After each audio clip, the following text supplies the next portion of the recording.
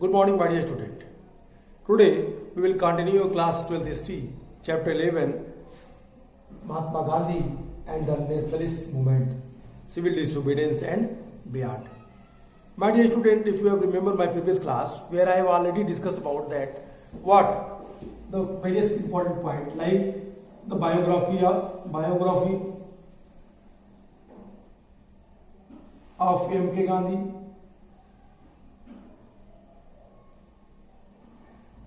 and the first speech of M.K. Gandhi in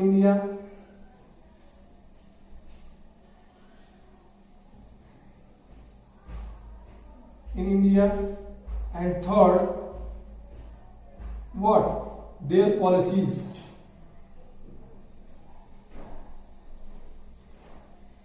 which he used in South Africa.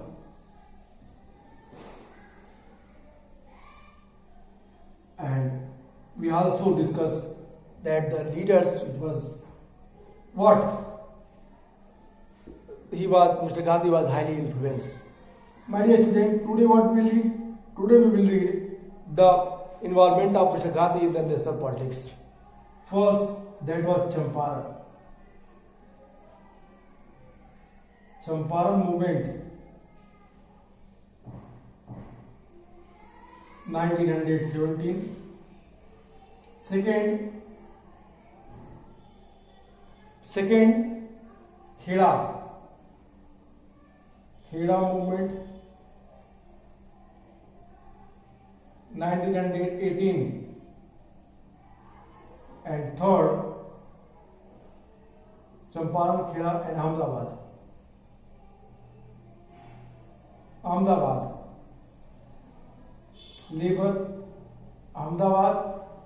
labor strike,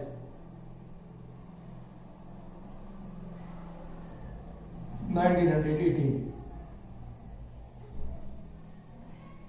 My dear students, today we will read 3 points, and then after, if we have time, we will discuss the non-cooperative movement.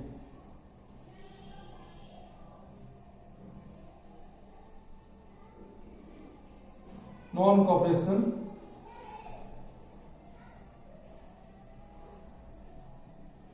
movements.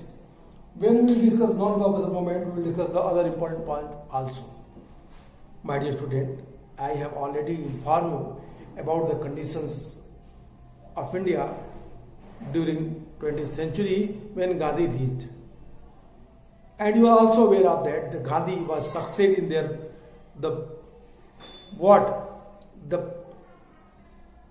ideology, the practice which was done by him in South Africa, their weapons. And when they reached India, everyone wanted that Gandhi lead. What I told you that कि गांधी के भारत आने के पहले गांधी के जो weapons थे, 1906 first time he used Satyagraha in where? South Africa. And in India, Satyagraha was used first time in Champaran. सत्याग्रह का इस्तेमाल किया गया। गांधी ने सत्याग्रह का प्रयोग भारत में चंपारण में किया, और इसके पहले गांधी ने सत्याग्रह 1906 में यूज किया था। कहां पे? दक्षिण अफ्रीका में। और सब जो पहली दक्षिण अफ्रीका में उन्होंने इसका प्रयास किया वो काफी हद तक सफल रहा। गांधी ने इस मूवमेंट में, इन चीजों में जिन बातों का उल्लेख करते हैं, मतलब उन्होंने सत्य के दर्शन का विकास किया। इसके मुख्य तथ्य थे सत्य और अहिंसा, truthness and non violence. Phoenix आश्रम की स्थापना 1904 में उन्होंने किया। इंडियन ओपिनियन अखबार वहां से निकाला, और फिर गांधी ने अपने आइडियोलॉजी को एक्सपेंड किया, प्रचारित और प्रसारित किया। 1909 में मिस्टर गांधी ने एक पुस्तक लिखी, हिंद स्वराज। इसी पुस्तक में गांधी ने ब्रिटिश एम्पायर को बाद और वेश्या 2 शब्दों से इंट्रोड्यूस किया। सिविल डिसोबीडियंस जिसे सत्याग्रह का नाम दिया गया। गांधी जी ने जो 1906 में तो पहली बार, जैसा मैंने आपको बताया कि दक्षिण अफ्रीका में उन्होंने शुरू किया, और सत्य के अंतर्गत उन्होंने अहिंसा को स्थान दिया। इंपॉर्टेंट, सबसे महत्वपूर्ण बात, जो सत्य अहिंसा विपन्स थे, इनमें उन्होंने सत्य की जगह सबसे इम्पोर्टेंट, ज्यादा महत्व किसको दिया? सत्य को तो दिया ही, अहिंसा को ज्यादा बल दिया। गांधी जी जब भारत पहुंचे तो भारत में गांधी के पॉलिटिकल लीडर गोपाल कृष्ण गोखले थे। गोपाल कृष्ण गोखले ने गांधी को सजेस्ट किया कि तुम्हें एक बार पूरा भारत विजिट करना चाहिए, you have to visit whole India. भारत के एक बार विजिट करने से तुम्हें भारत की यथास्थिति के बारे में ठीक ठीक से सूचना मिल जाएगी, जानकारी मिल जाएगी। Gandhi accepted there political teachers suggestion and Gandhi was started to visit whole India. Having completed their visit, Gandhi found that the local people of India, common people of India, they were totally what? Not in the very good condition. Even they were not discriminated, but also they suffered poverty. Their necessary requirements that was not filled by, I mean to say that empires. Everyone exploited them. The common people, in the huge amount he suffered. Gandhi visited whole India, and having seen the condition of the common peoples, he became very sad, I mean to say that, Gandhi ने देश के लोगों की स्थिति को देख के उनका दिल बड़ा दुखी हुआ। वो दुखी हुए कि इन लोगों की बिना भागीदारी के किस तरीके से स्वतंत्रता मूवमेंट आगे चलेगा। It means it was realised by mister Gandhi that the common peoples like peasants, like workers, they were not only discriminated but also they were suffer the poverty. And then after Gandhi decided that he have to present himself as a representative of the common peoples. If you have remembered my previous class, my dear student, where I have already told you the speech of Mr. Gandhi. In their speech, Mr. Gandhi commented on the elite class people, having seen their dress, having seen their ornaments. Gandhi told them that whenever you will not remove and whenever you will not take step for their own peoples, our country cannot be free. So, Gandhi, in the opening ceremony of I mean to say that BHU के उद्घाटन समारोह में गांधी ने ये बातें वहां के समृद्ध वर्ग से कही। समृद्ध वर्ग के लोगों से कहा कि जब तक भारत आजाद तब तक नहीं हो सकता जब तक आप लोग भारत के युवा, किसान और भारत के वर्कर्स के लिए नहीं सोचेंगे। भारत की स्वतंत्रता अत्यंत ही कठिन है। भारत की स्वतंत्रता के लिए वकील, डॉक्टर और जमींदार की तुलना में यहां के कॉमन पीपल का इन्वॉल्वमेंट जब तक नेशनल मूवमेंट में नहीं होगा तब तक देश आजाद होना अत्यंत ही कठिन है। और ये सारी चीजें, these are all what, so that mister Gandhi try to represent himself as a one side the common people and second side Gandhi presented himself as a representative of the peasants. And if you remember, I already told you that Gandhi was presented with an opportunity to put his percept into practice at the annual congress held in Lucknow in December 1916. He was approached by peasants of Champaran, Rajkumar Shukla. Peasants of Champaran in Bihar by Rajkumar Shukla.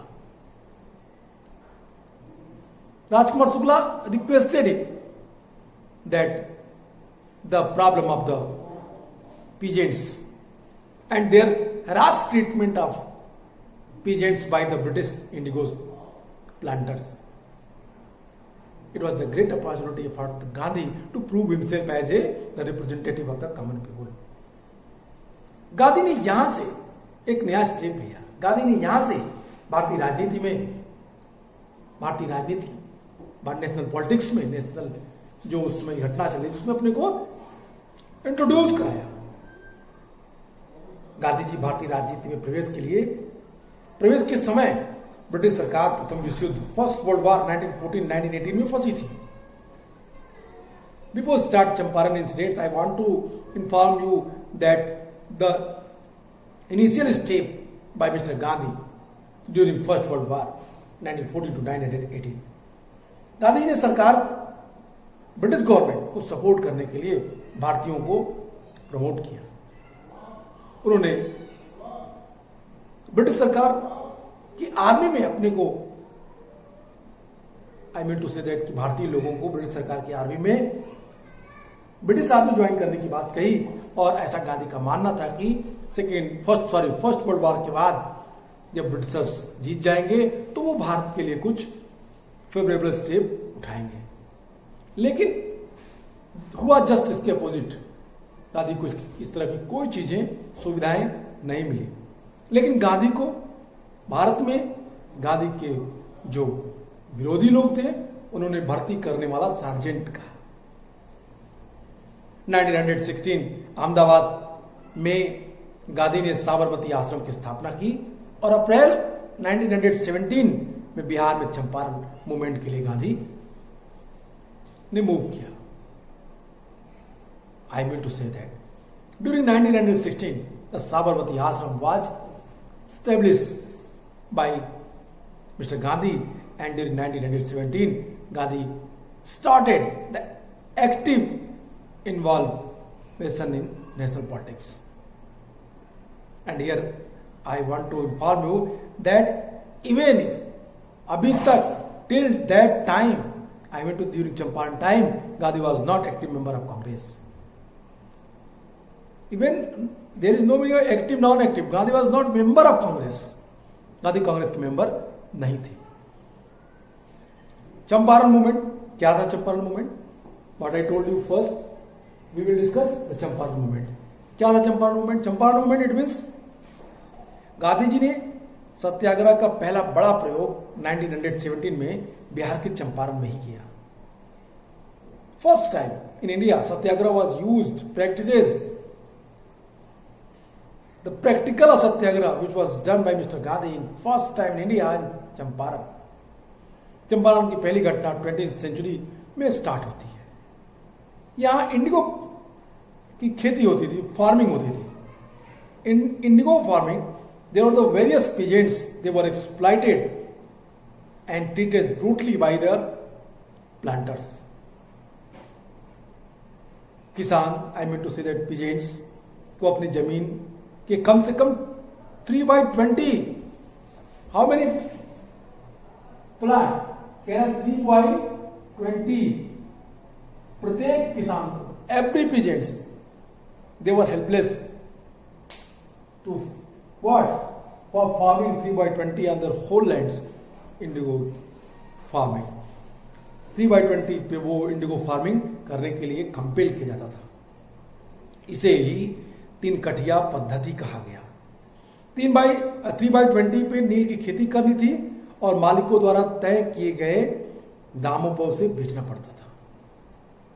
पहले से ही उनकी Indigo crop की rate fix कर दी जाती थी और उस पर किसानों को बेचना पड़ता था। It means I mean to say that कम कीमत पे उन्हें नील किसानों को, अंग्रेजों को बेचना पड़ता था।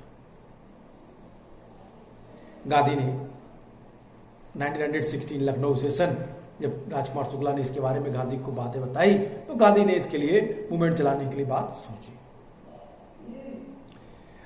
गांधी ने अंग्रेजों को इस जो पैक थी, जो इंडिगो फार्मिंग थी, इस पे रोक लगाने की बात कही। अंग्रेज नीलहों ने इसका फायदा उठाया क्योंकि अंग्रेज नहीं चाहते थे कि गांधी वहां पहुंचे। जब 1970 में चंपारण के किसान राजकुमार शुक्ल ने गांधी जी से लखनऊ में बैठ के और चंपारण आने का आग्रह किया, तो गांधी जी ने चंपारण पहुंचने पर वहां के कमिश्नर से मिलने के लिए समय मांगा, लेकिन वहां के कमिश्नर ने गांधी जी से तुरंत चंपारण छोड़ देने के लिए आदेश पारित कर दिए। It means having reached in Champaran, mister Gandhi asked for commissioner to give him time to meet, but commissioner denied and told him that please leave the Champaran as soon as possible. Gandhi denied, Gandhi ने मना कर दिया। गांधी ने गांव-गांव में घूम के किसानों की स्थिति को समझा। चंपारण में गांधी जी के सहयोगी बाबू राजेंद्र प्रसाद, जेबी कृपलानी, महादेव देसाई, मजरुल हक, नरहर पारीख और बृजकिशोर जैसे नेता थे। सरकार ने पूरे मामले की जांच के लिए एक आयोग गठित कर दी। गांधी जी को भी इसका सदस्य बनाया गया। गांधी जी आयोग को यह समझाने में पूर्णतः सफल रहे कि जो ये 3 कटिया प्रणाली है, फार्मिंग मेथड है, ये समाप्त होनी चाहिए और जो ये ददनी, जो ये एक्स्ट्रा धन इलीगल वे से पीजेंट से वसूल किया जाता है, वो बंद हो और इसके लिए पीजेंट्स को हर्जाना मिलना, कंपनसेशन मिलना चाहिए। गांधी जी की बात मान ली गई। यूरोपीय निलय किसानों को 25% राशि वापस करने के लिए राजी हो गए और गांधी जी ने इसे स्वीकार कर लिया। इस प्रकार गांधी जी द्वारा चलाया गया जो पहला मूवमेंट था चंपारण, ये काफी हद तक सफल रहा। यहां पे एक सबसे महत्वपूर्ण बात है कि यहीं पे चंपारण मूवमेंट का विरोध किया गया। Champaran movement that was, I mean to say, which was started by mister Gandhi, that was protested by N.G. Ranga. What I am telling? I am telling that कि जो ये मूवमेंट चलाया जा रहा था गांधी के द्वारा, इसका विरोध किया गया 2 लोगों के द्वारा, 2 बड़े लीडरों के द्वारा। कौन कौन थे, क्यों किया? इसमें से सबसे बड़ा नाम आता है, वो है N.G. रंगा।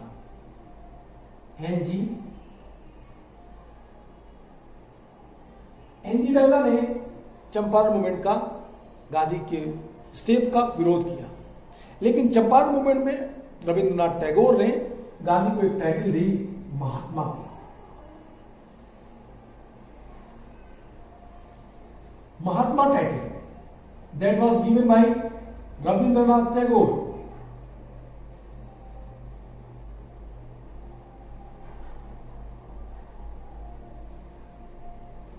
चंपारण मूवमेंट में गांधी को एक टाइटल दे दी गई।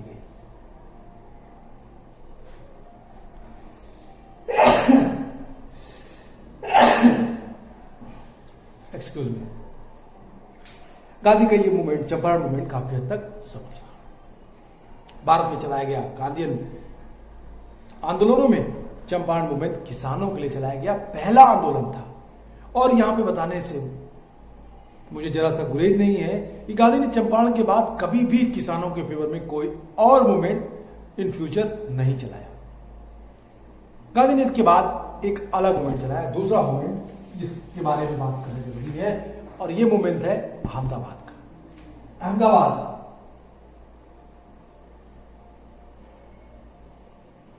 अहमदाबाद मिल स्ट्राइक 1918 में अहमदाबाद में मिल स्ट्राइक किया मजदूरों ने। Here, these are, that is very important. Why?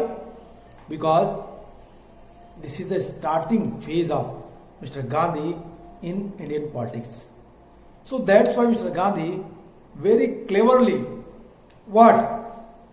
influenced the peasants, worker and common people of India. So that's why he favored the Champaran and then after the Ahmedabad. इन अहमदाबाद क्या हुआ? अहमदाबाद में चंपारण की सफलता के बाद गांधी जी का अगला प्रयोग 1918 में अहमदाबाद के एक कॉटन टेक्सटाइल मिल में हुआ। कॉटन टेक्सटाइल मिल जो अहमदाबाद में थी, बहुत सारी मिल थी, यहां पे मजदूरों और फैक्ट्री ओनर्स के बीच एक विवाद था। यह विवाद था कि फर्स्ट वर्ल्ड वॉर के टाइम प्लेग बोनस के नाम से वर्कर्स को कुछ एक्स्ट्रा पेमेंट दी जाती थी। फर्स्ट वर्ल्ड वार जैसे खत्म हुआ, प्लेग बोनस फैक्ट्री ओनर्स के द्वारा समाप्त कर दी गई। किसानों ने कहा कि ये प्लेग बोनस जो समाप्त किया गया है, इसको सैलरी में इंक्लूड करके सैलरी इंक्रीज कर दी जाए। क्यों? क्योंकि वस्तुओं की कीमत बढ़ रही थी, महंगाई बढ़ रही थी और ये नहीं कटना चाहिए। जो 35% bonus, how many percent bonus? 35% bonus. ये जो 35% बोनस मिल रहा था मूल सैलरी में, वो नहीं कम होना चाहिए। और एक तरफ वर्कर्स लड़े थे कि ये कम ना हो, और दूसरी तरफ इंडस्ट्रीज इसको खत्म करने के लिए तैयार थे। गांधी ने वर्कर्स का फेवर किया और गांधी ने वर्कर्स की बात मानी। गांधी ने कहा कि ये वर्कर्स जो हैं वो सही कह रहे हैं। इसके लिए Ahmedabad mill strike, that was the first strike where Gandhi used hunger strike.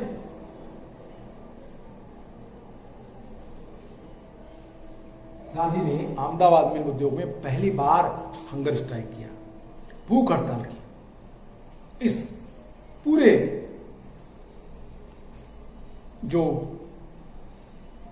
Gandhi ji अनशन बैठे, भूख हड़ताल किया, फिर वहां पे जो एक काउंसिल बनाई गई, अंबालाल साराभाई जो उसमें के एक प्रमुख इंडस्ट्रियलिस्ट थे, उनकी बहन अनसुईया बेन गांधी जी की मुख्य सहयोगी के रूप में वर्कर्स की तरफ से मूवमेंट को लीड किया। बाद में अंबालाल साराभाई और इंडस्ट्रियलिस्ट इस बात के लिए एग्री कर गए, प्लेग बोनस को मूल सैलरी में इंक्लूड कर दी गई। ये गांधी का दूसरा मूवमेंट भी सक्सेस रहा। अहमदाबाद मिल स्ट्राइक भी गांधी का सक्सेस रहा। Third movement also, I mean to say that was third movement, Kheda movement. My dear student, you never forget that what I am telling to you. मैंने कहा किसानों के मूवमेंट में गांधी ने चंपारण में इंडिविजुअली पार्टिसिपेट किया, सपोर्ट किया। उसके बाद गांधी इंडिविजुअली जाकर के सशरीर जाकर किसी भी किसान आंदोलन में सपोर्ट नहीं किया।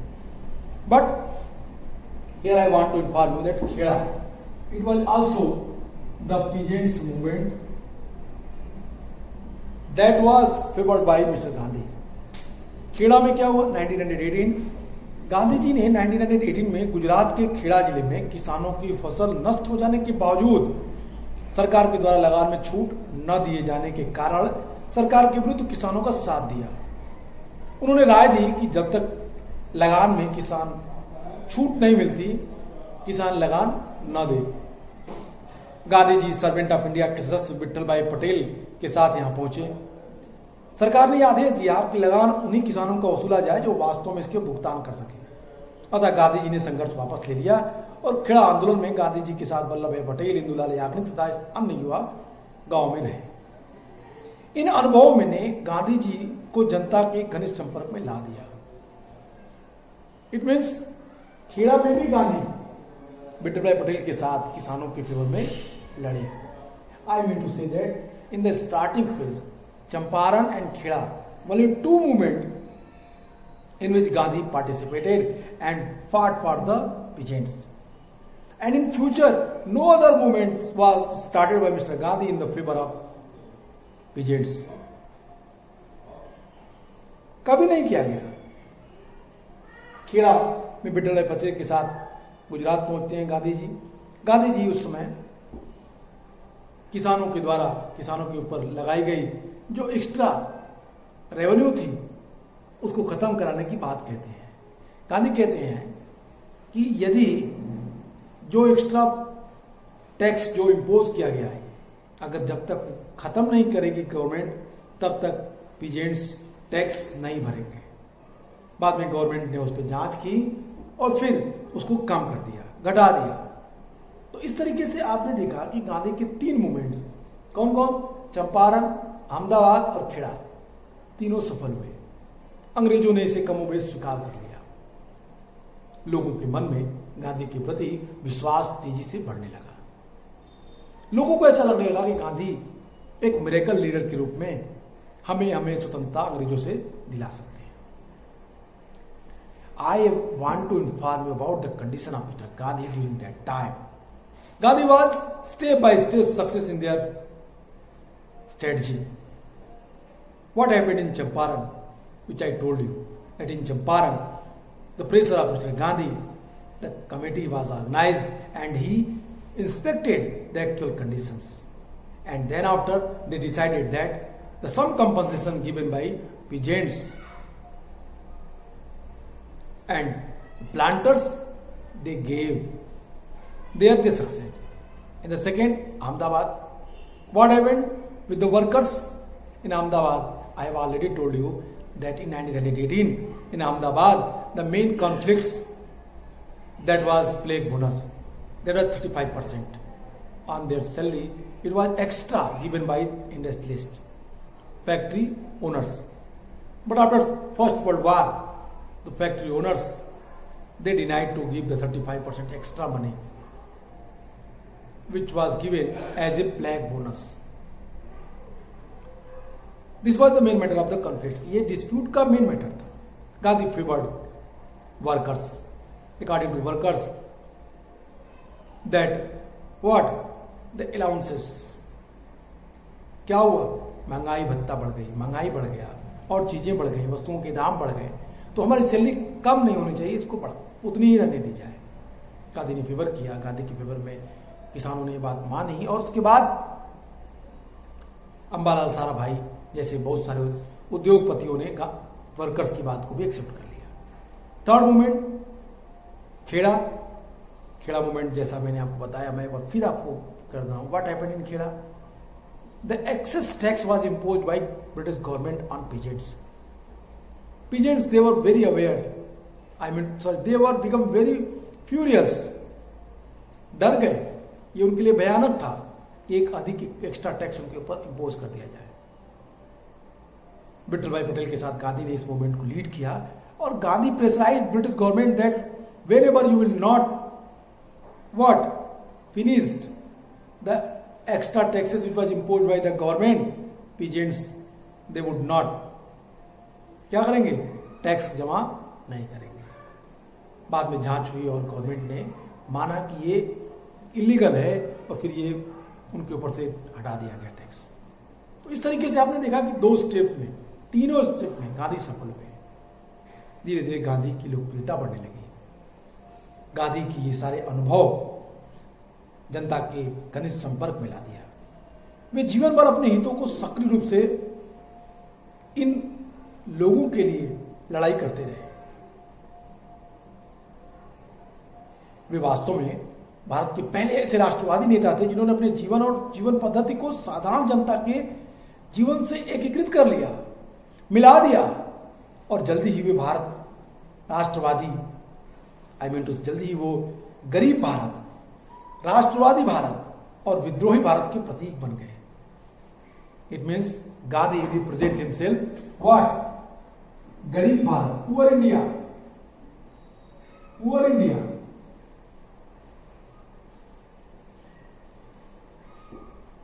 देशभक्त भारत कहते हैं कि पैट्रियोटिक इंडिया।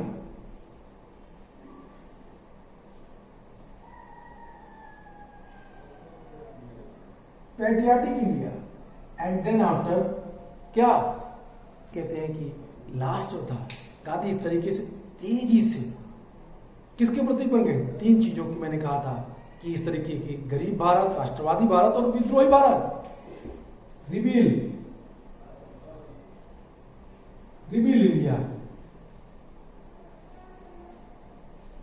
तीनों को रिप्रेजेंट मिस्टर गांधी करने लगे अपने आइडियोलॉजी के अकॉर्डिंग, अपने प्रैक्टिस के अकॉर्डिंग, अपने एक्ट के अकॉर्डिंग जो वो उस समय कर रहे थे। साथ ही साथ गांधी ने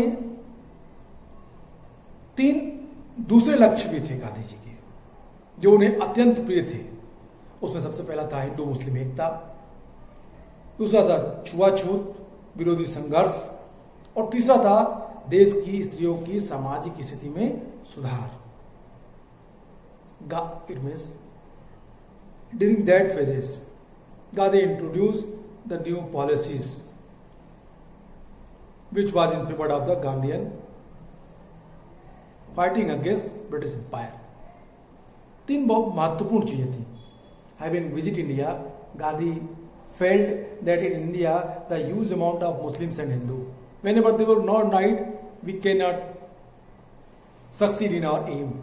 So the first aim of Mr. Gandhi, the unity between Hindu and Muslims. Second, Gandhi was very much aware about the condition of women of India. And according to their knowledge, he aware of that. He known that whenever our women's not educated, when we will not give her respect, we will not pay attention for them, we cannot succeed in our aim. महिलाओं को जब तक हम समान भागीदारी नहीं देंगे, महिलाओं को जब तक हम एक अप्रोप्रिएट जगह नहीं देंगे, तब तक हम अपने एम में सफल नहीं हो सकते. और जो थर्ड बात थी गांधी जी की, वो अनटचेबिलिटी थी. Untouchability. It means first untouchability. It means Gandhi also aware that the caste system in India, there are the various castes, and the lower class of people, they were discriminated by the upper class society. Gandhi strictly opposed that type of systems, untouchability. These are the three main aim of Gandhian theory: unity in between Hindu and Muslims, respect